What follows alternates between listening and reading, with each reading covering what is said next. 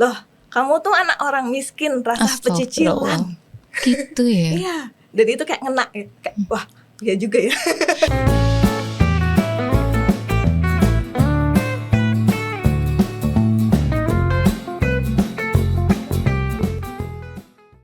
Assalamualaikum warahmatullahi wabarakatuh. Hai Wonder People, saya Melanie.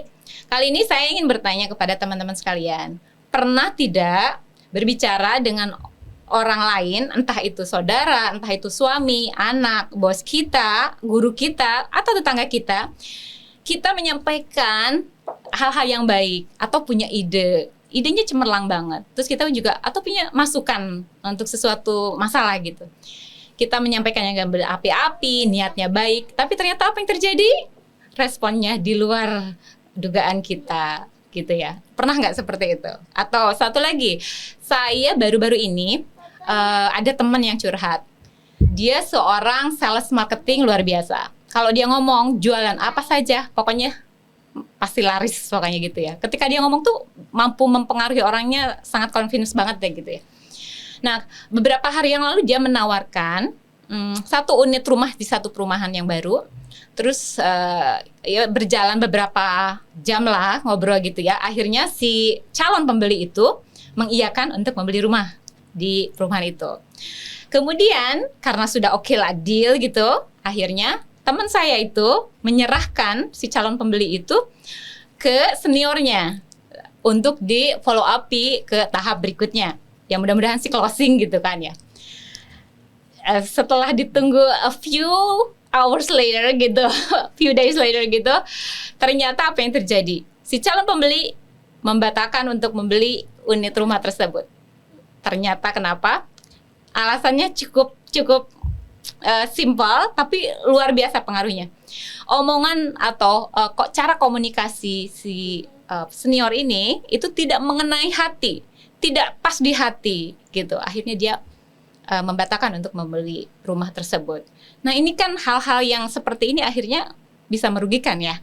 Kalau jual gorengan atau apa nggak masalah lah ya jualan itu. Tapi ini properti loh yang cuannya gede banget gitu kan. Akhirnya hanya karena komunikasi yang kurang baik gitu ya. Akhirnya tidak jadi dan akhirnya kehilangan kesempatan mendapatkan cuan yang baik. Nah kali ini saya mau bertanya sejauh mana atau seberapa besar dampak komunikasi kita itu terhadap kesuksesan kita di dalam kehidupan kita, entah itu karir, entah itu bisnis atau dalam berkeluarga. Langsung aja kita tanya kepada ahlinya, yaitu Mbak Nidia Tia Fitri. Halo Mbak.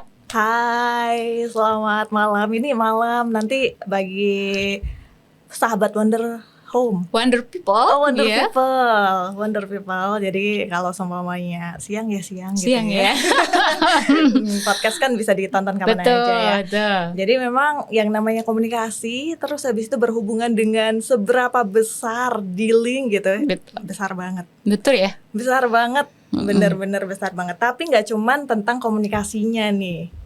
Karena apa? Karena yang namanya dealing, terus tadi udah disampaikan, aduh nggak ngena hati, itu berarti bukan tentang komunikasi, tapi ada manner attitude ya. Banyak hal itu, kalau udah sampai ke hati itu udah nggak cuma tentang aspek komunikasi efektifnya, tapi komunikasi efektif itu yang utama sih kalau dalam dealing seperti itu. Ya itu kan komunikasi itu kan basicnya ya Mbak ya. Betul. Kita menyampaikan sesuatu dengan komunikasi secara verbal, tapi juga tidak hanya verbal ya. Harus ada gesture atau non verbal. Yaitu tadi ya, attitude-nya, akhlaknya, adabnya ketika berhadapan. Betul. Nah, kan itu sangat berdampak sekali ya Mbak. Nah ini cara memperbaikinya gitu ya. Gimana sih biar tujuan kita menyampaikan message atau menyampaikan pesan itu ngena dan juga sesuai dengan harapan kita gitu. Responnya itu sesuai dengan yang kita inginkan. Nah ini coba Mbak dieksplorasi gitu ya. Jadi memang kalau ini dari pengalaman pribadi aja ya. Jadi sharing gitu ya. Kalau pengalaman pribadi dari aku sebagai praktisi nih, jadi orang lapangan yang memang biasa berkecimpung di areanya komunikasi gitu. Yang namanya komunikasi itu kan kita menyampaikan bahasa. Jadi ketika kita menyampaikan bahasa itu kan tentang kebiasaan. Ya harus dibiasakan. Bagaimana berkomunikasi efektif ya harus dibiasakan. Terus banyak orang gitu ya, wah menurutku aku udah nyampein kok, tapi efektif enggak, enak enggak, bahasanya menyinggung enggak, itu kan banyak aspek juga, itu juga harus diperhatikan. Jadi wah luas banget ya Luas komunikasi banget ya. Tapi basicnya yang namanya komunikasi gitu ya, biar bisa sampai ngena ke hati, orang lain berkenan gitu. Yang pertama adalah dasarnya adalah harus tahu dulu siapa orang yang kita ajak bicara. Jadi misal kalau tadi kan klien, Betul. ya kita harus tahu dulu. Jadi tadi dari temen udah enak nih, komunikasinya betul. udah enak. Terus harusnya teman tadi juga udah nyampein, oh aku tadi udah bridging sama klien ini ya bos, kalau itu atasannya ya, seniornya kan. Udah aku bridging seperti ini, jadi nanti arahnya ke sini itu udah ada gitu. Jadi nerusinnya enak. Kalau tadi di bridgingnya udah enak nih, udah sampai tahap mau closing, tapi habis itu dipindah tangan, balik lagi ke tahap penawaran, udah nggak enak lagi dong. Betul. Orang udah mau tinggal di ujung, udah tinggal landing nih, tinggal balik lagi gitu lagi. Ya. Waduh, gitu ya. Iya, jadi harus komunikasinya tuh bener muter gitu ya, berputar. Jadi misal dari mana ke mana itu udah tahu dulu kliennya siapa gitu. Jadi kalau itu tadi klien. Nah, nanti kalau sama orang tua beda lagi. Iya, kalau sama orang tua kan kita harus tahu posisi kita sebagai apa, komunikasinya sebagai apa, harus sopan gitu kan, harus humble, rendah diri. Betul. Seperti itu. Terus bahasanya pun juga berbeda antara kita berkomunikasi dengan klien, dengan profesional, dengan akademisi, dengan orang tua, dengan sebaya, temen, anak kecil, beda semuanya. Betul, semuanya ya. Iya. Oh, betul. Kan tadi kita tahu nih pentingnya gitu ya, pentingnya komunikasi, cara berkomunikasi atau berkomunikasi dengan orang yang tadi disebutkan.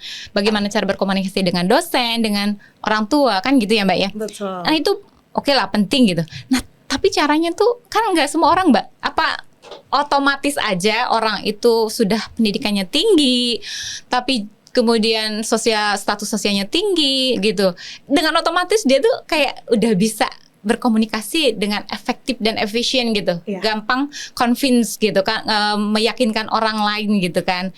Apakah itu ada pengaruhnya atau sebenarnya tidak gitu? Ya malah misalkan yang edukasinya rendah gitu kan, status sosialnya rendah, otomatis dia tidak mempunyai kemampuan itu. Nah ini seperti apa? Itu sebenarnya belum tentu juga. Maksudnya, tentu juga ya. Status sosial, pendidikan tinggi, terus yang edukasinya rendah gitu, kemudian komunikasinya nggak bisa efektif, itu belum tentu juga. Karena kalau dari pengalaman saya di lapangan ya, ini bukan pengalaman dulu aja. Saya mau izin buat cerita pengalaman pribadi ya. Boleh. Jadi kalau dulu saya kenapa masuk, jadi kan di pendidikan memang ngambilnya ilmu komunikasi. Kenapa bisa masuk ilmu komunikasi? Itu sebenarnya ada cerita di belakangnya juga. Oke, siap. Dulu waktu SMA nih. Curhat ayo, silakan, bagus ini. Jadi menarik. Dulu waktu SMA tuh kan sebenarnya masuknya IPA. Nah, kenapa masuk IPA? Karena waktu itu sadar diri bahwa ketika masuk IPS itu kan banyak hafalan dan kemampuan saya itu sepertinya sedikit tidak bisa untuk area hafalan karena gampang lupa gitu. Jadi kalau mengingat nama Wonder People gitu, kayaknya harus sebut nama 3 kali dulu ya. Baru hafal ya. Inget ya. Jadi waktu SMA itu kan ngambil di bidang IPA gitu karena emang biar yang penting logika aja, logika. Jadi inget satu rumus udah bisa berlaku buat semua. Kayak gitu kan kalau IPA. Kalau IPS kan benar-benar hafalan. Hafal semua. Tapi begitu kuliah kenapa memutuskan di ranahnya, ini kebetulan saya dari UIN Sunan Kalijaga, jadi waktu itu di Fakultas Ilmu Sosial dan Humaniora. Oke. Dan di situ kan otomatis ya ilmu komunikasi banyaknya hafalan, teori gitu. Jadi kalau seumpamanya saya ditanya teori komunikasi efektif itu seperti apa? Jujur, waktu kuliah saya tidak begitu mengikuti karena yang saya gariskan di situ di prakteknya. Jadi Prakteknya. benar-benar praktisi banget. Mm-mm. Nah, kenapa waktu itu di prakteknya? Jadi terus ilmu teori apa-apa gitu nggak diinget-inget, itu tuh benar-benar diingat cuman buat ujian, Buat ujian aja. ngejar nilai. Akhirnya belajarnya malah di praktek itu Iya, ya. sisanya di prakteknya karena waktu kecil pun saya tidak diajarkan bagaimana berkomunikasi efektif. Tapi kalau karena orang tua itu dua-duanya Jawa gitu ya, unggah-ungguh Enggak unggul nggih. dari ya, Nggih. dari mbah itu juga diajarin kayak simple. Kalau dari mbah dulu, Mm-mm. ini saya bahasa Jawa ya, nanti saya translate. Tenang. Wong wedok ini nek guyu ojo cekakaan. Jadi kalau ketawa tuh jangan terbahak-bahak lebar gitu. Nggak boleh, itu nggak sopan gitu. Kayak gitu. Betul. Itu kan udah dari manner. Terus kalau makan ngambil yang paling dekat. Pokoknya hal-hal kecil itu kan tiba-tiba bukan tiba-tiba ya, itu perlahan membentuk gestur karakter kita gitu. Jadi kayak ya bertamu harus sopan, harus kan kalau kita makan wah padahal pengen yang jauh. Pengen jauh ya. Tapi dalam Islam pun sama kayak gitu loh. Berarti itu sesuai banget ya. Dia mengamalkan ajaran Islam gitu kan. Iya betul. Pengen yang jauh tapi harus yang dekat gitu kan, tetap betul, mau nggak mau yang dekat. Oh rezekinya yang itu. Iya. Nanti kalau duduk lain kali lihat-lihat dulu yang enak belah mana nih, duduknya deket situ deh. Iya. Itu jadi berawal dari situ itu dulu. Kenapa memilih ilmu komunikasi? Terus waktu kecil tuh sebenarnya suka manggung. Tapi waktu itu ada tetangga yang bilang, loh kamu tuh anak orang miskin, rasa pecicilan. Gitu ya. Iya. Dan itu kayak ngena, kayak wah ya juga ya. Bagus ya. Artinya ada yang ngebully gitu tidak membuat kita down, tapi malah cari tahu, semangat untuk membuktikan. Karena gitu. waktu itu kalau di kampung-kampung itu kan ada acara 17-an. Anak kecil tuh kan seneng ya. Pengen tampil betul. Itu emang diminta tampil sama Bu RT waktu itu. Oh, spesial ya. Tampil gitu kan, nyanyi gitu kan, senang-senang aja. Tapi ada yang nyeletuk gitu. Itu kakak kelas waktu itu. Kakak kelas waktu SD. Kamu tuh nggak usah nyanyi, suaranya jelek, orang miskin aja nggak usah pecicilan lah gitu. Wah Allah. Itu langsung wah dari situ selalu dari SMP. Jadi kan itu SD ya, kasus bullying itu waktu itu di SD, SMP ya tetap nggak berani, secara mental tetap kalau show up gitu-gitu nggak berani. Ya belum waktu itu. Tapi ada kemauan karena sebenarnya suka ada kemauan. Jadi waktu itu belajar jadi mencari tahu kelemahanku tuh di mana sih. Belajar dari guru bahasa Indonesia waktu itu. Terus habis itu SMA juga belajar lagi dari guru bahasa Indonesia. Padahal anak IPA ya. Iya ya, malah belajar banyak dari bahasa Indonesia ya, cara berkomunikasi. Iya, dan kemudian malah dari waktu itu gara-garanya pas waktu SMA belajar dari guru bahasa Indonesia. Terus menang lomba menulis. Loh, malah kok bisa ya? Menang lomba menulis. Habis itu jadi sering kalau di sekolah kan biasa gitu ya, kalau kita udah menang satu lomba, dikirim di lomba-lomba lain. Wah, ayo ikut sini gitu kan. Jadi waktu itu jadi kir, terus habis itu ada debat. Nah, kalau itu benar-benar pas debat itu diajarin. Oh, kalau ngomong tuh gini enaknya. Ya itu latihan sih. Jadi memang harus dari kesadaran diri sendiri. Kelemahan kita tuh apa? Ya itu yang harus dikembangkan gitu untuk komunikasi efektif. Terus gimana caranya kita tahu kalau ngomong sama orang ini gimana ya? Kalau ngomong sama orang ini gimana ya? Gitu kan. Ya itu juga jam terbang sih. Karena bukan berarti kemudian saya tahu-tahu udah langsung bisa gitu. Dulu jago pun gitu. Juga banyak gagal belajar. Jadi kalau basicnya dulu kan ada sempet siaran radio. Siaran radio itu pun juga ada prosesnya, nggak kemudian tiba-tiba jadi penyiar handal gitu ya. Itu tuh sempet waktu itu latihan. Saya inget banget waktu itu salah satu pelatih di salah satu radio kerennya di Jogja gitu. Waktu kan interview terus keterima, tapi keterima pun nggak langsung kita tuh on air gitu ya. Ada trainingnya dulu. Kalau seumpamanya udah keren, udah aman untuk dilepas baru on air. Nah itu tuh lumayan memakan waktu dan memakan kesabaran yang melatih. Untuk Mbak Tika waktu itu ya. Aku sebut nama ya. Thank you ya udah sabar. Jadi waktu itu sampai pelatih pun bilang, kamu coba ketika kamu dengerin suara kamu sendiri. Jadi latihannya tuh direkam di depan kaca. Kan kalau radio emang kita ngomong sama mikrofon aja nih. Betul. Jadi ngerekam pakai voice note gitu. Oke.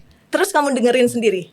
Coba kalau kamu dengerin suara kamu, kira-kira kamu pengen banting radio itu enggak? Waduh, kayak aku banget. Kalau pengen banting ya berarti suara kamu belum bagus. Belum bagus ya, gitu ya. Standarnya gitu ya. Patokan. Kamu harus sadar itu gitu. Nah, dari situ kan latihan tiap hari gitu. Self talk gitu ya. Iya. Kayak sendiri aja berlatih gitu ya. Iya. Tapi Jadi, ada coachnya juga kan, ada yang latih. kalau yang latih itu kan ketika di radio. Radionya. Jadi kan jadwal kayak training itu katakanlah kita seminggu 2 kali aja. Ya kita cuman Kurang di ya, depan itu tiap di harinya rumah kita di rumah ya. tetap AIUEO gitu kan, pemanasan gitu-gitu. Jadi memang perlu latihan. Dari situ kan vokal kita, terus habis itu kata-kata kita udah mulai jelas, mulai tegas, itu baru dikembangkan ke yang lain. Misal komunikasi untuk presentasi, ya itu nanti kan beda lagi Beda ya. lagi, Kalau betul. presentasi klien gitu kan berarti kita harus menyiapkan materi, harus menguasai, ya kan? Betul. Otomatis harus menguasai dulu baru kita bisa membicarakan semuanya ya kan, dan enak gitu ketika menyampaikan. Coba presentasi gitu. Kita gini gitu kan. Lah orang bosen kalau baca slide, Betul. ibarat kata, dan itu enggak. Kalau baca saya juga bisa, orang lain juga bisa kan gitu. Pasti kayak gitu karena saya dulu sebagai mahasiswi pernah mengalami di fase ketika waktu itu teori-teori di ilmu komunikasi gitu ya. Jadi dosen hanya memberikan materi sesuai dengan yang di buku aja. Dalam hati, Betul. lah kalau seperti itu saya bisa baca sendiri, belajar mandiri ya. Kayak gitu, tinggal buka halaman ini, baca, kuasai, kita diskusi, udah selesai, nggak usah dijelasin ulang di papan tulis. Oh kan, nggak ada pengembangan ya. Betul. Dulu tuh sempet di fase-fase kayak gitu, yang kemudian ternyata tuh nggak bisa dong kan, ilmu komunikasi nggak hanya teori, harus dipraktekkan. Iya, harus praktek. Ternyata dari teori itu kemudian kan ada praktek. Betul. Jadi kayak ya jadinya dari praktek itu baru tahu teori ini tuh klubnya di sini. Jadi memang karena nggak bisa secara teoritis, harus dipraktekkan pokoknya, gitu ya? Ya, karena saya juga kinestetik sih, audio kinestetik. Audio harus benar-benar. Iya. Ya, tadi aku dengar kan berarti nggak bisa otomatis orang lahir dengan memiliki kemampuan luar biasa berkomunikasi secara efektif ya. Tadi aku dengar juga Mbak bahwa itu ada peran dari orang tua. Betul. Ya, berarti kan parentingnya udah bagus ya. Alhamdulillah, terima kasih Bapak Ibu. Iya kan? Dan, tidak semua orang tua itu mengajarkan manner-manner seperti itu kan. Cara berkomunikasi dengan orang tua seperti apa gitu kan. Nah terus tadi juga saya sebelum ke komunikasi lagi, saya mau mention ini, keren banget. Ketika dibully gitu, itu malah membuat kita jadi berkembang kan, tumbuh gitu. Kayak tertantang. Nah, itu yang perlu dimiliki oleh anak-anak sekarang. Dibully tidak membuat kita jadi ngedown, tapi up gitu loh, growth gitu. Itu tuh mungkin sebenarnya lagi-lagi itu pengaruh dari orang tua juga ya. Betul. Karena saya adalah tipikal anak yang apa dikit sebenarnya kalau kata teman-teman SD itu tukang adu. Jadi tapi ya memang nggak apa-apa, ke orang tua perlu kan. Iya. Jadi memang tipikalnya kan mungkin karena kedua orang tua saya juga bekerja, waktu itu ibu jualan, bapak bekerja gitu kan. Jadi momentum kita tuh cuman ada di sarapan pagi sama makan malam. Nah, jadi ketika sarapan pagi sama makan malam, banyak hal. Kalau pagi kan pasti kita buru-buru ya, nggak sempet. Iya, buru-buru, dan pasti yang diobrolin adalah gimana ini sekolahnya, gitu. Buku-bukunya udah kebawa, siapin belum gitu.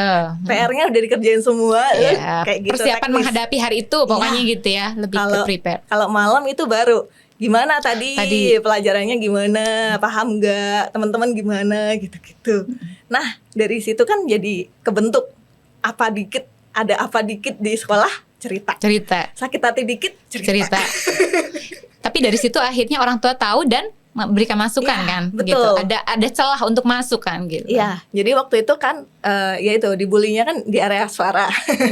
Orang tua kayak nggak apa-apa kayak gitu tuh, yang penting kita pede aja. Betul. Banyak kok yang cempreng juga akhirnya viral atau apa Iya. gitu ya. Berhasil maksudnya. Terus waktu Sukses. itu jadi ada salah satu itu wadah buat belajar juga berkesenian pada waktu itu di Jogja, namanya Art for Children. Nah, di Taman Budaya Yogyakarta waktu itu akhirnya orang tua buat kayak ya udah kamu belajar di Taman Budaya nggak apa-apa, buat naikin skill gitu kan. Jadi ya udah akhirnya belajar di situ. Nah, itu diajarin, dilatih. Jadi Vokal itu. vokal di AFC itu malah, nah dari situ juga awal mula saya loncat-loncat di area seni. Jadi merambah ya. Ya, jadi ngerasain seni musik, Musiknya dapet, feel, ngerasain nyanyi, vokalnya dapet, terus habis itu teater juga. Nah, dapat semuanya ya. karena dan murah pada waktu itu. Pada waktu itu. Per bulan 20.000 aja. Tapi 20.000 mungkin waktu itu juga lumayan mahal ya. Tahun berapa itu? Itu tahun berapa ya? Ya lumayan ya. Sekarang berapa ya? Ya. Barangkali ada yang mau juga. Iya, berarti sekarang kayaknya masih murah juga kan. Masih murah karena ya? itu dari ini ya, dari Punya pemerintah ya? Iya kan, Taman Budaya Oh Yogyakarta. iya ya. Ya mudah-mudahan nanti anakku ikut aja lah. Untuk public speaking bagus kan, kalau misalnya kita belajar. Sebenarnya nyanyi, teater itu bagus Iya, untuk iya. public speaking, keberanian Iya. kan, nyali, uji nyali Lebih kayak ke- gitu. Iya, mental, betul. Mental kan yang Iya. penting. Ketika berbicara umum di depan umum kan mental yang paling penting ya. Iya, jadi waktu itu di sekolah tuh serasa saya tuh anak cupu gitu. Dan di luar tuh ngikut ini, Wes. nyoba ini, nyoba Tapi nggak itu. dibuktikan dengan di sekolah, wah keluar nih cupu keluar jadi Enggak, karena di sekolah itu kan udah ada label dan udah ada teman-teman lama yang betul. waktu SD, terus Tidak mau satu tiba-tiba SMP, show off iya. gitu, nggak mau ya. Waktu SD ke SMP, satu SMP bareng, waktu SMP ke SMA, satu SMA bareng gitu-gitu kan. Udah tahu latar belakang masa lalu yang bully-bulian. Namanya bully itu kan ngikutin ya. Ngikutin orangnya. Ngikutin orangnya, betul. Jadi ya udah kayak wah nggak berani, jadi mending show off. Tapi- Di luar aja ya. Ya tapi tetap nggak bisa show off kan, tetap itu ya tadi olimpiade gitu. Lebih ke prestasi, tapi kan orang taunya pendiam nih. Jadi begitu kuliah masuk ilmu komunikasi, siaran radio. Itu teman-teman dari SD sampai SMA Kaget dong. kaget karena dari SD sampai SMA terkenal suara kamu kan jelek. Kok bisa ya jadi penyiar radio gitu ya? Terus dengerin lah kalau siaran, makanya dulu kayak gitu ya, kayak baru-baru ini kan udah mentalnya udah lumayan mulai naik, kuat. jadi dengerin lah siaran gitu. Terus dengerin itu diedit atau gimana kok jadi beda banget. gitu ya. Aku jadi pengen banget ini gitu ya. Oh gitu. Jadi artinya olah vokal gitu ya. Iya. Berkomunikasi itu bisa dilatih ya, Iya. dilatih.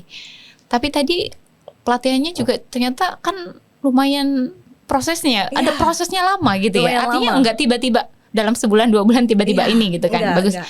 Saya juga ngikutin coachnya public speaking yang di Amerika itu, tapi dia warga negara Asia gitu ya. Finn namanya gitu ya. Nah kan, lah dia ternyata belajar suara 12 tahun Iya. gitu kan. Keren banget, soalnya suaranya kan jadi bagus gitu kan. Betul. Dia ternyata pembiasaan gitu kan. Iya, iya. Nah, berarti kan bisa nih. Nah, aku tuh pengen kan kayak gitu. Nah, itu gimana nih? Aku yang udah kayak gini tuh caranya itu gimana untuk merubah? Berarti latihan tiap hari. Iya, latihan. Butuh coach nggak? Soalnya kalau sendiri ngelatih suara, kayaknya susah gitu. Atau itu butuh coach gitu? Sebenarnya ketika dibilang butuh coach apa enggak, itu bisa dua. Bisa butuh, bisa enggak. Ketika butuh, terus kan orang mikirnya, wah aku nggak punya duit nih. Karena kan coach-coach public speaking atau coach-coach pengembangan skill tuh kebanyakan mahal gitu ya Mahal kan. banget Mbak. Ikut kelas 1 aja di mana itu 1 juta berapa Iya. berapa sesi gitu. Iya, pasti kan mahal gitu. Padahal kan untuk sekarang ini informasi tuh terbuka banget. Terbuka aksesnya luar biasa ya. Iya, kita tuh bisa belajar apapun itu dari YouTube, dari TikTok. Kalau kita benar-benar gunain media itu dengan benar gitu. Benar ya. Jadi misal kalau seumpamanya nyari coach dari YouTube itu kan banyak banget Banyak yang banget. public speaking mulai dari dasar sampai advance Diajarin gitu-gitu banget kan. dari A Iya. sampai Z sebenarnya ya. Terus jangankan public speaking, nyanyi aja ada Ada gitu. ya. Pemanasannya itu sama ketika saya Di di les-lesan budaya gitu. gitu. Ya, itu sama bener-bener.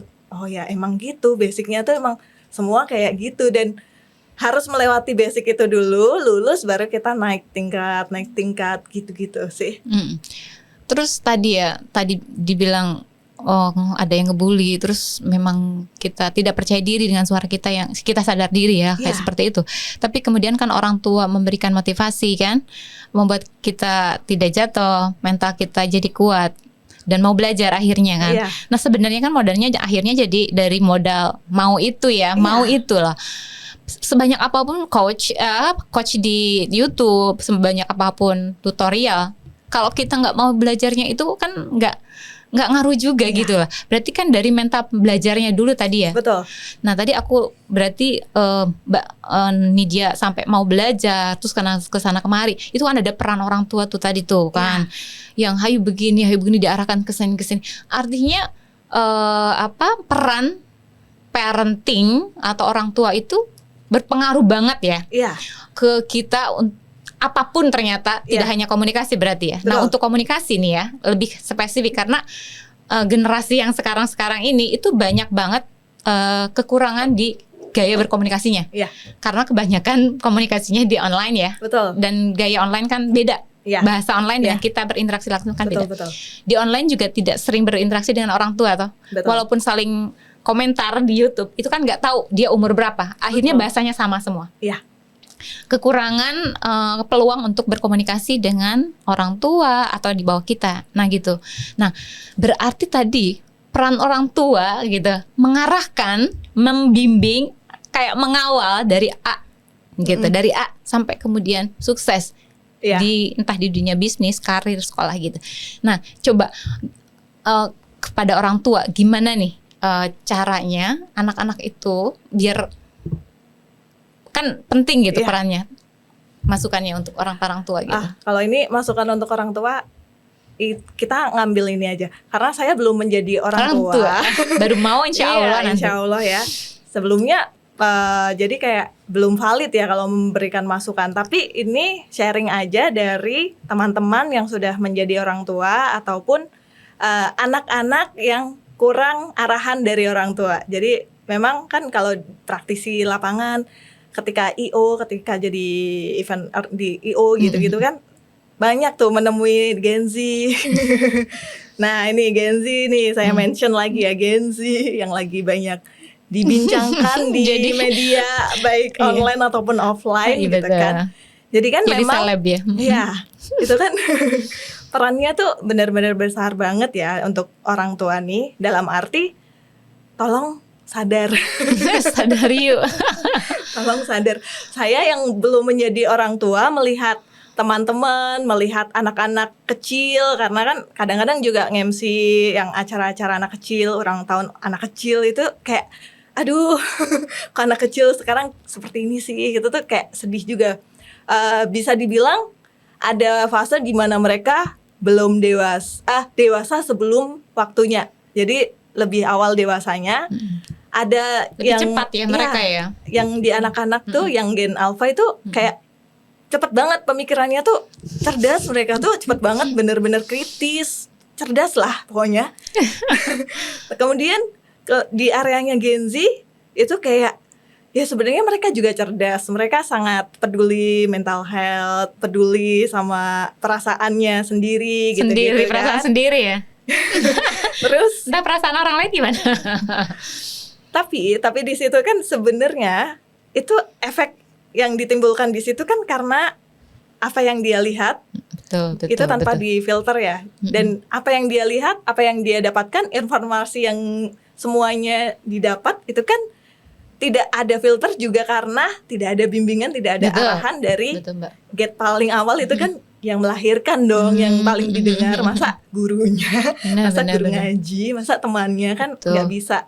Jadi memang dari orang tua itu kalau sekarang, apalagi kalau teman-teman yang udah menjadi orang tua itu kan juga wah sering banget ketika ayo ngumpul yuk, nggak apa-apa ajak anak, nggak apa-apa, aku pengen mainan sama anak-anak juga kayak gitu kan. Kalau sekarang Bener-bener. kalau udah bawa bontot gitu kan pasti mereka udah nggak bisa ngumpul di status.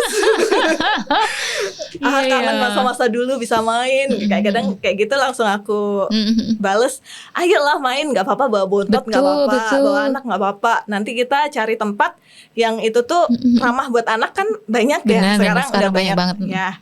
Terus ya udah begitu main sama anak gitu, anak dikasih HP kayak sama itu aja ya. ada area bermain anak, biarin Betul. anak di situ Maksudnya aja kan gitu ya. Kita bisa pantau tetap sambil ngobrol, Betul. lihat anak gitu kan sebenarnya bisa gitu kan. Bener. Terus habis itu kalau ini kamu tuh belum ngalamin, pasti jawabannya gini, kamu tuh belum ngalamin jadi orang tua. Nanti kalau udah ngalamin pasti kamu juga bisa jadi ngelakuin hal yang sama. Itu kayak sampai sekarang jadi berpikir kayak aku harus siap mental kalau bisa.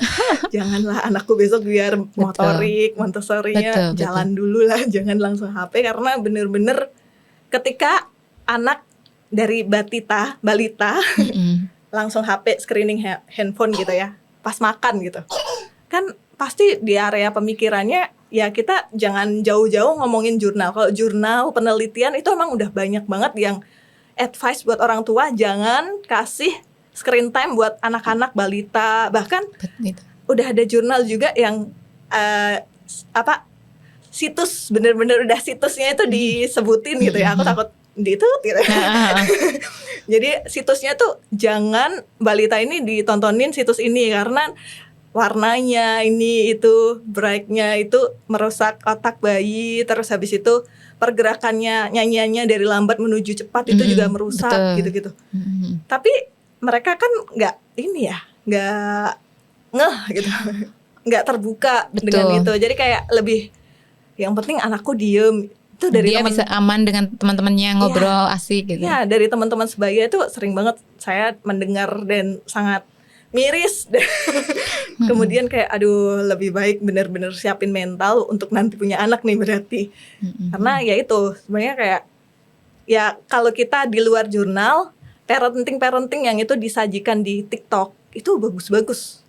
Saya sempat nonton juga, baca-baca itu juga bagus-bagus. Di Instagram itu juga bagus-bagus. Iya, jadi kayak kita harus bonding sama anak. Usia sekian tuh harus belajar milestones-nya apa, ya, betul, perkembangan. Dari bayi kalau nggak salah itu kan harus ngobrol sama ayahnya biar belajar tengkurap itu kan lucu-lucu ya. Betul. Yang ngajarin ayahnya bisa lebih cepet kayak gitu kan kayak lah. Ini tuh sebenarnya kalau dilakuin di keluarga, apalagi konten yang ala-ala Chinese itu kan, itu kan juga lucu-lucu mereka parentingnya ya. Jadi cara bagaimana ngajarin banget lucu, cara duduknya, cara manner macam-macamnya itu dari kecil ya udah diajarin, keren banget itu. Makanya jadi ketika sekarang kayak ada media yang memberitakan dan itu nggak cuman media, teman-teman saya pun yang sudah menjadi CEO atau mereka sebagai HRD gitu juga sangat-sangat sering banget mengeluhkan. Aduh, aku trauma ketika aku nge-hire Gen Z. Jadi Gen Z itu sebenarnya tuh mereka cerdas loh. Betul. Gen Alpha juga kritis gitu. Benar-benar mereka tuh anak yang cerdas. Ketika kita ngobrol nih, pinter banget mereka tuh membalikan obrolan kita gitu kayak wah cerdas banget, aku aja nggak kepikiran di situ loh, gitu. Nah, cuman kan ya itu karena keluhannya itu kayak komunikasinya mereka tuh susah banget. Kemarin karyawan aku tahu-tahu menghilang, padahal Selasa ini benar-benar baru terjadi. Selasa lalu ada temen yang cerita Selasa lalu tuh karyawan aku berangkat ke kantor, nggak terjadi apa-apa, kita mengerjakan sesuatu, have fun semuanya. Terus hari Rabu hilang, ya kita kira mungkin sakit. Hari Kamis juga nggak ada kabar di WA, pokoknya cuma centang 1. Kita mulai panik dong, ini anak kenapa? Takut terjadi apa-apa. Iya, ini anak kenapa? Benar-benar dicari tahu sampai kontak-kontak darurat kan kalau di kerjaan kan ada kan gitu. Itu juga dihubungin, katanya dari orang tua, anaknya pergi. Kok nggak berangkat ke kantor? Hari Jumatnya itu baru bilang mohon maaf saya tidak bisa melanjutkan. Lah kenapa nggak dari kemarin gitu kan ya? Itu bener lah. Masalahnya apa, ininya apa, itu benar-benar nggak dijelaskan, nggak menghadap. Begitu WA itu kirim, saya nggak bisa melanjutkan kerjaan itu lagi. Habis itu ditanya udah centang 1. Di-block langsung. Tidak menerima ceramah gitu kan, tidak menerima masukan. Jadi dan itu nggak terjadi sekali dua kali. Bener-bener yang kayak, waduh, aku tuh emang mau nggak mau tuh harus, apalagi mereka-mereka yang emang di digital marketing spesialis gitu-gitu. Itu kan Gen Z yang paling jago ya. Jago banget kalau urusan kayak gitu ya. Digital kayak marketing. cepet banget ya mereka belajar teknologi macam-macam itu tuh. Betul. Itu kan wah, aku tuh butuh banget sama Gen Z, tapi aku trauma. Sampai owner tuh trauma gitu untuk nge-hire Gen Z. Attitude-nya ya berarti ya. Kalau dari sisi kapabelnya abilitasnya juga bagus banget kan, kemampuannya bagus. Cuma betul. Tadi ya harus perlu diiringi dengan attitude ya. Betul, attitude-nya yang perlu gitu ya. Karena memang ketika ada Gen Z menurut mereka itu kayak harus ngemong gitu. Iya ya. Benar-benar harus tapi dijelaskan secara detail apa yang harus dia lakukan. Ini saya juga curhatan dosen ketika melakukan pengajian di PAI pokoknya nggak mau sebut lah, pengajian gitu. Anak-anak Gen Z itu dijadiin panitia konsumsi gitu dan lain-lain itu keuangan macam-macam. Itu secara detail spesifik. Nanti hari ini caranya gini, cara gini, tidak dilakukan. Nah, itu oknum.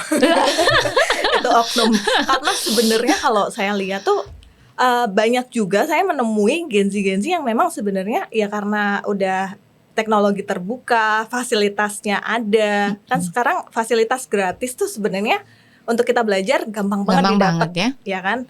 Nah, ketika Gen Z itu dapat itu semua kemudian diarahin ya jadi juga. Banget. Jadi keren banget saya punya teman juga yang anaknya itu juga Gen Z, terus sekarang baru SMA. Nah, bahkan dia buat sebuah komunitas bahwa ya karena banyaknya stigma jelek Gen Z, betul. dia nggak terima dong. Nggak terima. Sebagai Gen Z dia nggak terima kayak gitu kan gitu. Jadi dia buat komunitas sama teman-temannya tentang Gen Z yang mereka tuh produktif. Itu keren banget. Aku lupa tapi namanya komunitasnya di Instagram. Keren banget itu. Iya, jadi Gen Z mungkin kapan-kapan bisa diundang ke sini ya. Betul. Minta tolong nanti ya. Nanti ya kapan-kapan diundang. Jadi dia kumpulin teman-teman Gen Z yang punya bisnis. Nah, keren bisnis tuh. Iya, udah bisnis kayak aku punya. Jadi sosial media kan Gen Z itu keren banget ya kalau ngomongin sosial media itu bener-bener banget, betul. Iya kan, algoritmanya mereka tuh udah paham banget gimana naikinnya gitu-gitu. Nah itu tuh bener-bener kayak wah aku udah langsung deal. Jadi dia buat bisnis ini, jadi dia sharing gitu tentang perjalanan dia bisnis. Ya, dan itu dia Gen Z. Artinya dari nol dong dia nggak mungkin tiba-tiba wow gitu kan. Betul. Gak instan gitu loh maksudnya. Ya, tapi itu pun memang saya lihat ada peran penting yaitu dari orang tua. Orang tua ya. Iya. Jadi ayah, ibu itu benar-benar berperan. Kalau teman saya ini kebetulan ayahnya itu ada pekerjaan dan itu bahkan LDR. Bayangin kan? Kalau sekarang pasti kayak fatherless lah apalah, tapi ternyata enggak juga gitu. Kayak gitu tuh tergantung dari seorang ayah. Sebenarnya tuh segala sesuatunya bergantung dari prioritasnya ayah. Jadi bisa kok. Walaupun sibuk kerja gitu bisa ya ada saatnya. Ada saatnya juga. Momen tertentu ya. Betul. Bisa. Jadi kan misal kalau saya belajar dari teman saya itu, jadi dia sebagai seorang ayah ya tetap menjalankan peran ayah dengan cara kayak jam-jam istirahat ngabarin anaknya. Betul. Kakak sekarang lagi apa nih ayah habis ini gini tadi proyeknya ayah gini dealing loh kak kayak gitu. Kapan-kapan kalau semuanya ayah udah libur kita ngobrol bareng ya biar kakak belajar juga kerjaan ayah tuh gimana gitu. Keren itu ya komunikasi yang bagus itu efektif. Terus kadang video call gitu-gitu. Video call tidak dilihat dari kuantitas tapi kualitas ya. Walaupun sebentar tapi isinya daging semua. Betul. Itu kan secara otomatis juga merangsang anak-anak. Iya. Terus dari peran ibunya, karena ibunya kan menghadap terus ya, mulai dari persiapan sekolah lah, anaknya sekolah, pulang sekolah gitu kan. Dan ibunya punya bisnis juga. Nah, tapi dari bisnis ibu ini, anaknya dilibatin kayak, Kak, coba kakak kan suka foto, betul, ya kan? Coba kakak belajar motret produk-produknya Bunda dari fotografer, dari om fotografer, kayak gitu. Jadi dari anaknya kecil bahkan umur 5 tahun tuh udah dilibatin. Home education Ya, berarti betul. peran penting banget itu ya. Terus yang anak perempuan itu diajarin kita masak bareng yuk, gitu-gitu. Life skillnya Iya. Iya, home education itu penting berarti ya. Betul. Kayak aku yakin gitu. Kalau aku teman-teman ketemu teman-teman dengan Gen Z gitu, aku bilang gini. Kalian terkena dengan dengan generasi strawberry kan gitu. Kalian beneran seperti itu? Iya, kan. Terus dia jelasin kan. Itu kemarin dari mahasiswa mercubuana. Iya, karena begini. Terus kalian mau dicap, dilabeli, dijudge seperti itu, gitu aku bilang. Pada dasarnya kalian itu tidak seperti itu, gitu. Dikungkung, dikatain orang kayak gitu ya udah gitu. Betul. Mau kayak ngikutin apa yang didikte orang kan gitu, aku bilang gitu. Nah, saya itu tidak terlalu menyalahkan mereka sebenarnya. Iya. Dan tidak semua generasi Z kayak gitu, karena saya banyak banget ketemu dengan anak-anak Gen Z yang keren juga gitu ya, mau bermanfaat, jadi volunteer di sini macam-macam. Artinya nggak semua, berarti kan tidak benar gitu kan. Akhirnya saya bilang mereka itu sebenarnya bukan salah mereka sendiri gitu. Ini ada pola asuh yang salah. Belum tentu mereka melakukan itu secara sengaja. Betul. Kayak misalkan ketemu dengan orang tua, dia nggak sopan. Belum tentu dia sengaja tidak sopannya itu, tapi dia tidak tahu cara berinteraksi dan berkomunikasi dengan orang seperti ini gitu. Nah, ini kan berarti dia ada yang hilang, betul tidak? Nah itu berarti dari tadi ya parenting. Nah, coba dong dikasih untuk orang tua nih gitu, biar anak-anak yang sekarang Gen Z gitu, atau nggak apa-apa lah anak-anak yang apalah kesananya gitu kan. Yuk dididik dari mana? Kayak tadi bagus tuh. Kalau lagi main nih, bagus tuh. Anak dibawa aja. Kan ketemu jadinya sama sesama anak yang lain. Suruh ngobrol tuh, suruh bercanda tuh. Berarti kan mereka belajar berkomunikasi, berinteraksi. Emaknya ya sudah ngobrol juga, nggak apa-apa. Jangan sampai ajang nonton bareng, nobar, mabar kan, pakai kayak online. Itu kan akhirnya tidak sehat gitu. Nah gitu kan. Nah sekarang coba minta tolong nih generasi emak-emaknya yang sekarang nih, gimana nih yang punya anak kecil deh gitu. Kalau anaknya udah Gen Z agak susah, berarti mereka harus belajar sendiri toh, karena udah gede kan. Nah ini emak-emak nih yang Gen Z mungkin punya anak nih, generasi alpha nih gitu. Nah itu deh, mendingan ke situ. Kita nggak bisa nih ngerubah yang udah tua-tua nih bisa. Ya udah dari generasi yang ini deh berikutnya gitu. Gimana nih cara pola asuh yang benar dari A sampai Z gitu. Nah, kembali lagi kalau untuk pola asuh ya, saya tidak bisa mengatakan itu benar, paling benar gitu, nggak bisa, karena lagi-lagi saya kan belum mempunyai anak nih, kan? Jadi belum valid untuk itu. Cuman ya dari pengalaman-pengalaman yang ada, kalau menurut saya sih berarti memang bonding sih, yang penting tuh bonding sama anak. Betul. Jadi benar-benar bondingnya dulu, nggak usah muluk-muluk lah, anak harus bisa ini, sama orang tua harus gini, selalu cerita sama orang tua gitu, nggak usah. Penting bondingnya dulu, gimana caranya. Yang namanya anak-anak, ngomongin anak-anak ya, anak-anak tuh ya harusnya kan enjoy, ketawa gitu kan. Ya jadi gimana membangun, jadi orang tua tuh membangun kebahagiaan untuk anak-anak kita sendiri. Jangan sampai anak-anak tuh malah bahagianya tuh sama YouTube gitu kan. Kayak sedih banget gak sih jadi orang tua?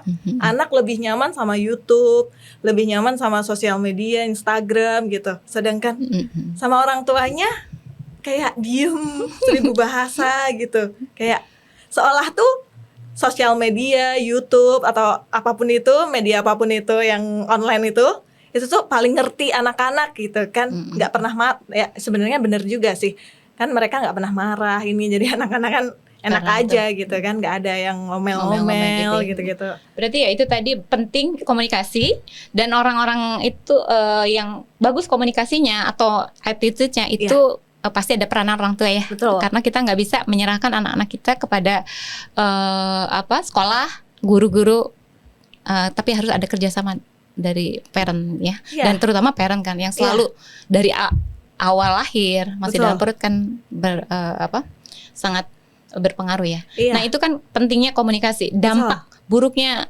berkomunikasi apa ini? Kalau dampak buruknya Komunikasi yang tidak efektif dan efisien.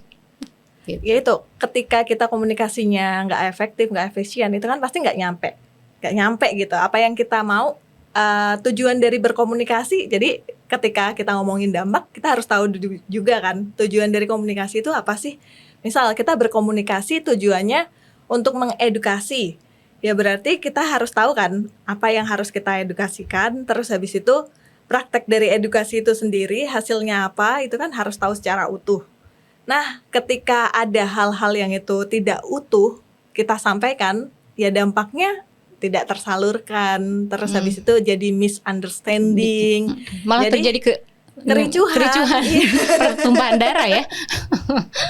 Itu sering terjadi, dan itu tidak hanya di area pekerjaan antara bawahan, atasan, rekan kerja gitu-gitu.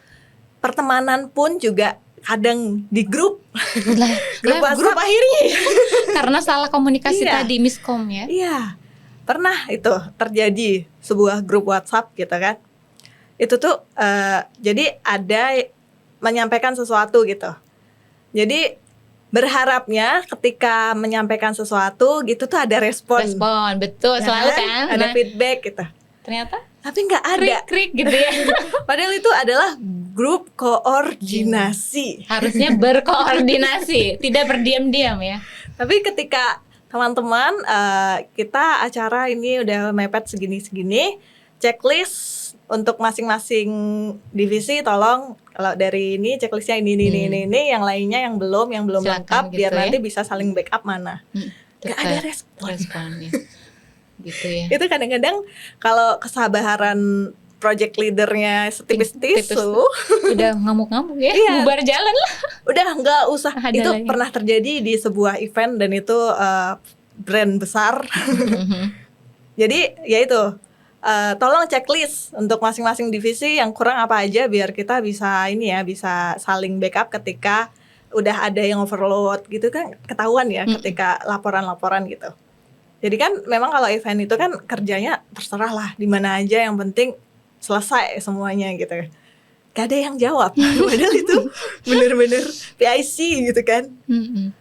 Ini grup gak guna. Terus dihapus. Terus eventnya gimana? Dia ganti orang. Jadi orang yang di grup itu Udah. gak jadi di hire. Otomatis Iya. get fired gitu pokoknya ya. Nah, berarti sebesar itu dampaknya. Akhirnya kehilangan pekerjaan kan? Padahal Gak itu cuma mudah loh. gara-gara dapet kayak gitu. Ini satu hal, si responder harusnya merespon. Iya. Si ini ya, siapa tadi koordinatornya ya, pitch-nya ya. Iya. Itu juga ternyata tidak cukup sabar menghadapi ini gitu kan. Jadi, Generasi-generasi iya, ini jadi bubar jalan akhirnya. Nggak ada komunikasi, oke aku balas dengan tidak ada komunikasi. Sama sekali malah. Ya. Aku punya, kalian tidak ada, jangan kalian pikir saya tidak punya pengganti. Gitu ya. Saya cepat mencari pengganti. Gitu ya. Seperti itu ya. Ya memang ngeri juga sih. Ya. Saya ingin cerita bagaimana salah berkomunikasi ya, merespon atau berkomunikasi. Jadi suatu ketika ini curhat, dan ini menurut saya juga banyak sih yang mengalami seperti ini. Jadi suatu ketika, beberapa kali sih sebenarnya, saya minta suami untuk membelikan sesuatu, ya beliin ini ya, gitu kan. Tapi ketika pulang itu beda, tidak sesuai dengan yang kita pikirkan kan. Lah suami kan beli ini ya udah beli gitu kan. Pas datang apa yang terjadi? Muka kita langsung manyun dong, langsung lah apa ini, bukan ini gitu-gitu, mukanya kayak gitu kan. Terus untungnya suamiku sabarnya setebal apa tuh ya. Jadi dia hanya merespon seperti ini. Sebaiknya kalau orang datang itu di greet dulu, udah pulang. Terus kemudian baru mengapresiasi, oh udah dibawain ini ya pesenannya gitu. Baru tuh nanti setelah duduk santai ngobrol-ngobrol, baru tuh sebenarnya ini bukan yang diinginkan loh. Kan enak coba. Coba kalau tadi nggak cukup sabar, dia capek ternyata nyarinya susah. Dia harus berhenti dulu dari tempat kerja, nyampe rumah sama istrinya langsung kena semprot. Pengennya kan langsung naik tuh darah, kayak pengen marah gitu kan. Akhirnya bisa terjadi pertumpahan darah kan. Perang dunia ketiga gitu kalau misalkan tidak cukup sabar. Nah itu saya juga. Yang kedua, teman saya minta suaminya beliin bawang ya 1 gitu. Ya udah dia belinya beneran 1 biji. Padahal maksudnya satu bundel gitu. Itu miskomnya. Untungnya sabar. Kalau enggak juga perang dunia ketiga gitu kan. Nah ini saya sering banget menemukan komunikasi yang tidak efektif, akhirnya terjadi keributan banyak. Nauzubillah min dzalik ya, perceraian. Anak jadi tidak nurut karena orang tua cara berkomunikasinya udah kayak marah nyuruh, gitu ya. marah. Suaranya juga nggak firm, kayak luarnya saja gitu, kayak nggak firm gitu. Ini harus begini ya, tapi nggak marah gitu. Tapi ternyata kamu jangan ini. Itu akhirnya anak ternyata tidak mendengarkan seperti itu, nggak efektifnya di situ ya. Saya pernah belajar waktu di Amerika itu ada namanya talk show, reality show itu Super Nanny. Jadi orang tua yang memiliki kesusahan mendisiplinkan anaknya susah tidur, anaknya marah tantrum, anaknya suka muku-muku, tidak disiplin sama sekali, pasti dia calling Super Nanny. Akhirnya Super Nanny-nya dia datang ke rumah mengajarkan caranya ngomong dulu. Nih cara ngomong ke anak tuh gini. Kalau salah tetap dia kurang tinggi, kurang ini. Itu luar biasa loh. Aduh, saya itu susah banget kalau belajar itu. Dan itu dari orang tua dulu kan yang diajarin. Orang tua, bukan si neninya, tapi orang tuanya. Caranya gini. Dilatih selama 1 minggu atau 2 minggu gitu. Ketika sudah berhasil anaknya, si neninya pergi. Gitu. Makanya saya bilang, wah ini penting banget deh ternyata komunikasi gitu. Iya. Memang dari orang tua. Dan kalau itu kan jadi inget. Jadi kalau di komunikasi itu kan ada yang namanya psikologi komunikasi. Nah, ketika kita berkomunikasi, kita benar-benar harus membaca. Ya, siapa lawan dari komunikasi kita ya. Jadi lawan mainnya siapa nih? Komunikannya gitu. atau komunikannya. Lawan mainnya siapa nih kayak gitu. Karakternya gimana nih kayak gitu. Tapi kan kalau namanya kita apalagi ibu-ibu udah rak kober mbak gitu ya, mikir-mikir jauh gitu kan. Jadi memang kalau tadi dengan suami itu ada banyak ini, saya pun juga masih belajar untuk itu meskipun saya dari komunikasi ya. Tapi memang yang saya pelajarin di situ adalah memang kita dengan laki-laki kan memang punya struktur yang berbeda. Ya di otaknya gitu kan. Jadi memang ketika kita berbicara apa yang diterima itu pasti akan berbeda. Jadi memang ketika kita tuh pengennya kayak dukun ngomong satu kata, dia suami harus udah tahu gitu ya. Padahal yang namanya lelaki tuh harusnya lugas gitu. Bener ya Mas ya? Harusnya lugas gitu. Jadi kalau semuanya nitip A, speknya juga harus detail gitu. Warnanya itu harus dikasih tahu. Itu tuh harus paham gitu kan. Kadang kita pasti tahu nih gitu ya. Gitu. Makanya kalau kita kan sebagai wanita pasti inginnya ya itu spek dukun itu. Spek dukun ya. Pasti tahu nih gitu. Pasti tahu nih gitu. Nah, padahal itu, kan cowok nggak seperti itu. Kemudian Super Nanny itu juga saya pernah lihat ketika saya SMA dulu malah. Oh gitu malah. Jadi itu memang dari Neninya sendiri pun juga belajar dulu tentang karakter anak. Psikologinya anak seperti apa, harus dihadapi dengan cara apa. Iya, gitu. Jadi memang kita benar-benar harus belajar juga ilmu psikologi. Dan itu berlaku nggak cuma di area pekerjaan, di area pertemanan.